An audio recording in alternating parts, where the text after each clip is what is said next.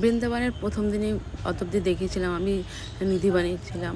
নিধিবানে এই যে মা যেখানে যেখানে রাধাকৃষ্ণ রাসলীলা করতো, আমরা সেখানেই এখনও আছি। সেখানে সব সখীদের নিয়ে, তারপরে রাধাকৃষ্ণের ছবি, ওখানে বড় বড় মূর্তি দেওয়া আছে। ওখানে একটা মা লক্ষ্মীর ঘটও আছে অনেক বড়, ওই যে পেছনে দেখুন দেখা যাচ্ছে। কত যে লোক ওখানে, সে তো বুঝতেই পারছেন কত লোক। তাও আমরা ভালোভাবেই ঘুরতে পেরেছি। মানে তারপরে গেছিলাম নিধিবন থেকে, তারপর আমরা গাইড নিয়েছিলাম।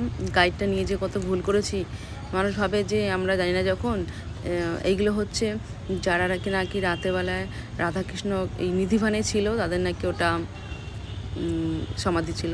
এই যে এইখানটায় যাই গাইড নিয়ে গেছিলো, গাইড নিতে নিতে গিয়ে এইখানটায় বসিয়েছে, তো বসি না বলতে গেলে চুনায় লাগিয়ে নিয়েছে। এখানে বলছে এখানে নাকি মা যশোদা আগে খাওয়াতো, মানে লোকেদেরকে বিনা পয়সা খাওয়াতো আর কি। হ্যাঁ, সেখানে গিয়ে বলছে, গাইডটা বলছে